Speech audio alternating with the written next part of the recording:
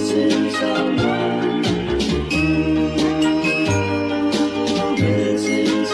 boys and girls. Today in our reading lesson, we're going to continue reading Frankly Franny, and we actually have 2 learning targets today. I can collect information about the main character, where you'll continue thinking about who Franny is and putting those character traits on your character web. Our second learning target is using what you know to guess what the character will do. So at some point today, we're going to stop reading the book and you're going to make a prediction of what Franny is going to do next. You're going to put your prediction and your evidence on your graphic organizer. Today is the last day that we're going to be working on our character web, and you can continue to add ideas as we read. But I want to show you one more strategy that you could use to collect information about our main character. The strategy is just looking at the cover of the book and the back of the book. So before we even read the story, you can always look at the cover, and usually the main character is on the cover. You can use the picture on the cover of the book to help you think of character traits. This is our main character, Franny. She's holding a briefcase and she has a tie on. What do you think those kinds of details could tell you about who Franny is?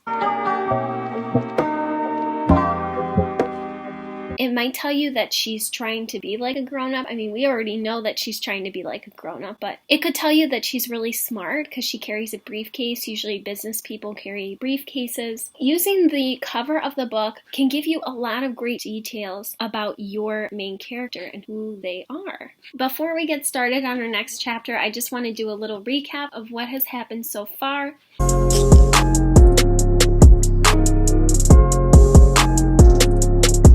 So in chapter 1, we meet Franny, and we also meet her teacher, Mrs. P. Mrs. P has a special guest there, and that is Elizabeth Sanders' dad. Her dad says, hey, you guys are going to go on a field trip to my work, which is at a radio station. And Mrs. P ends up giving Franny this teacher look, right? She looks at her and kind of scolds her. And we find out that on the last field trip, Franny spilled water all over an important man's papers on his desk. So then Mrs. P says that she's going to want to speak to Franny's parents. And that's the end of chapter 1. So then in chapter 2, we're introduced to Franny's parents. And they're kind of funny. When they go to eat dinner, instead of saying a prayer, they say to the Millers, which I think is pretty funny. Then Franny has to make the decision, am I going to tell my parents what Mrs. P said to me, or am I not going to tell them? Well, what does she do? Right, she ends up telling her parents that Mrs. P wants to talk to her. That was the end of chapter 2. So let's jump right into chapter 3. Remember, you want to keep thinking about those character traits to describe Franny, and then at a certain point, we're going to stop and make that prediction.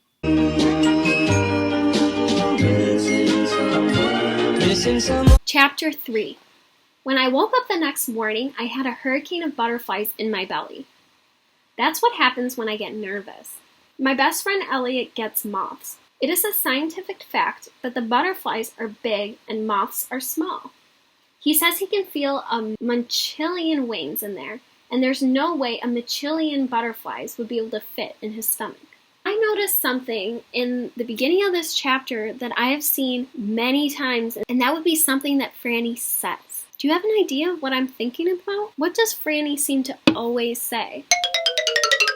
Yeah, she always says it's a scientific fact. So that's a similarity that I noticed in all 3 chapters so far. My mom was downstairs drinking her coffee. I was trying to be very silent. If my mother didn't hear me, maybe she'd forget about me, and then maybe she would forget to take me to school. But before I knew it, we were in the car. And before I even knew it again, we were already in the school parking lot. When we drove around to find a parking space, there were a lot of trucks. And coming out of the trucks were people carrying big booths. I guess I forgot about being silent because my mouth blurted out, "What are they doing?" They're carrying in the voting booths to get ready for next Tuesday. We're getting a new president? No, it's time for the new mayor. Didn't Mrs. Pellington tell you? I shook my head no, but a little voice in my brain wasn't sure. Did she? It asked. Chester Elementary is where the entire east side of town will vote for the mayor on Tuesday. My mouth almost dropped off my face. My school was going to be one big voting office for the entire east side of town. That is actually really important, I said. It certainly is, said my mother. Certainly is also very adult sounding. As my mom and I climbed the stairs towards my classroom, I concentrated hard on sending a wish from my heart into her brain. The wish was, I wish you would forget all about your meeting with Mrs. Pellington. But it didn't work. Mrs. Pellington was waiting at the top of the stairs. I thought if I stood there with both of them, it would stop them from talking to me. But that didn't work either, because Mrs. Pellington said, Franny, why don't you go into the classroom and give me and your mother 1 minute alone? I will actually tell you for a scientific fact that it was absolutely, positively, and certainly not just 1 minute. I know this because I counted. My entire class and I watched through the window on the classroom door as my mom and Mrs. Pellington talked. Then Elliot did armpit farts. All the kids laughed at this. I made my mouth laugh with the rest of the kids. I even acted out laugh noises. But my insides did not think it was funny at all. I was too nervous about what my mom and Mrs. P were actually saying to each other. I wanted to hear them, but I couldn't. I did hear someone shout, "Watch out, Millicent," though. I turned around as Millicent banged onto Will. Millicent loved to read, so much that anytime Mrs. P turned her back, Millicent pulled out a book. Her hands were so fast that by the time Mrs. P turned back again, Millicent's book had already hidden and she wore her "I'm paying the best attention of anyone" face. When I turned back, my mom and Mrs. Pellington were shaking hands. Then my mom turned to wave to me and left. As Mrs. Pellington walked back into the room, her face was very in charge-ish, almost like she was the mayor herself. "Let's step outside the classroom and talk for a second," she whispered in my ear. I had a maybe I'm not getting any presents for Christmas feeling as I followed her out. What if I wasn't allowed to go on the trip? What if I had to sit in the classroom all by myself and wait 18 hours for everyone to come back? Mrs. Pellington cleared her throat. "Your mother and I talked and we decided that we will allow you to join the class on this trip." I let out a sigh the size of the Grand Canyon. "But," added Mrs. P, "I will be assigning special buddies for this trip." And that's when I knew exactly where the no Christmas presents feeling was coming from. Chapter 4. "Class, I will be assigning special buddies for this upcoming Tuesday's class trip," announced Mrs. P when we got back to the classroom. "The best part about buddies is that we always get to choose our own. Elliot is always mine, and I'm always his. I knew how sad Elliot would be when he found out we would not be buddies this time. But before I could send him a note about it through my brain waves, Mrs. P was already saying, Millicent will be Franny's buddy. Millicent looked up and smiled at Mrs. P in a very official way, even though she secretly had a book on her lap and was not being official at all.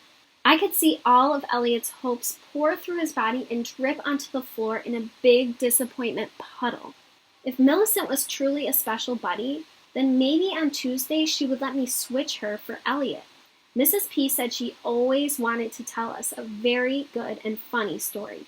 I love stories, and Mrs. P's are good because she tells us about what life is like in the olden times when she was a kid.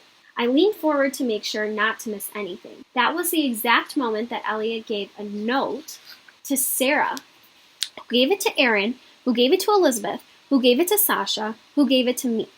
That was also the moment Millicent took her book back out and started reading again. I love getting notes in class, even though it's against the law. I opened it up on my lap so Mrs. Pellington wouldn't see. Elliot had drawn a picture of himself frowning. The word buddy was written on top, and under the drawing his own name was crossed out. It gave me a sad feeling. Before I continue reading, how do you guys feel if you were Millicent and you maybe found the note that Franny was given? How do you think that would make you feel? Have you ever been in a situation where you've been paired with someone or you have to be partners with someone you don't want to be partners with, and maybe they find out you don't want to be partners with them? How do you think that would make them feel? Probably pretty sad. So let's see. Now, she didn't find the note, but let's see. Maybe she will find the note. I had to be very careful about sending a note because if I got caught, Mrs. P might give me 2 special buddies. I drew a picture of myself and wrote Frankly Boardley Miller, which is a joke about being bored and also about my middle name. Elliot is the only person who's not in my family who knows my middle name. Then Elliot sent another note, and I wrote him back again. Millicent squinched her face. Why do you think Millicent squinched her face? Yeah, maybe she sees that notes are being passed back and forth, and maybe that doesn't make her feel so good. We'll have to keep reading and see. She was getting the Franny's special buddy job confused with Franny's boss job. I looked right into Elliot's eyes and sent a note to his brain. It said, "We should probably pay attention now." I know he got it because we both turned to the front of class to listen to Mrs. P. "The election has been moved from our school to the local theater," she said. I must have missed the end of her story because now she was talking about the election again. Chapter 5. On Monday night, Mr. and Mrs. Wilson came over for dinner. They are my parents' bestest friends in the world. I like them because they talk to me like I'm a real-life person, which is not the way all grown-ups talk to kids. My mom let me wear her apron, and my dad stapled together scrap paper so I could be the waitress and write down everyone's order on a pad. I went around the table one by one, just like my favorite waitress Betsy does at Longfellow's. "May I take your order?" I asked Mr. Wilson. "I will have the prime rib, rare, a pound of potatoes, a gravy boat, and a yam soup. That will be 1 chicken pot pie and salad coming right up," which was actually what we were having for dinner. "May I take your order?" I asked Mrs. Wilson. "I will have 13 slices of pizza, a frog leg sandwich, and a razzle-dazzle sauce, and asparagus lemonade.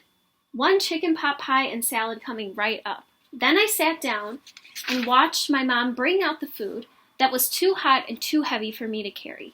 When we were finished with dinner, my dad let me be the bus girl. I'm a very good table cleaner. Everyone thinks so, and that is not an opinion. Over dessert, they talked about who our mayor would be. Even though politics are boring, I felt very grown up when they asked if I would vote for Frank Meloy. "Does Frank Meloy carry a briefcase?" I asked. "I think he does, yes," my dad answered. "Then he's the person I would vote for," I announced. "Because of the briefcase?" Mrs. Wilson asked. "Not only. Also because both of our names start with the same 4 letters, and because he carries a briefcase. Plus, he has a very good resume," my mom said. I looked up. Resume? That's a list of all the jobs and schools a person has worked at and attended. "You need 1 to get a job," said my mom. "What's 1 look like?" I asked. "I have some in my briefcase, actually," my dad said. "People applying to work at my office have sent me their resumes to look over. If you get me my briefcase, I'll show you one." Before he even finished the sentence, I had his briefcase on his lap. He popped it open, pulled out a small pile of papers, and handed me the one on top. I held it very carefully. I knew it was paper, but still, it was very professional paper, and I did not want to make a crease. Then I got a great idea. "Can I borrow this?" I asked. "If you're very careful," my dad said. I looked right into his eyes. "I will be very careful." Then my answer is yes. So, boys and girls, we are actually going to stop there for today because I want you to make your prediction. Knowing what you know about Franny, what do you think is going to happen? Do you think it was a good idea that her dad let her borrow all the resumes that he had? So in tomorrow's lesson, we're going to continue reading Frankly Franny, and I really want you to check your prediction. So was your prediction right, or were you surprised? I hope you have a wonderful day, and I hope you stay safe and healthy.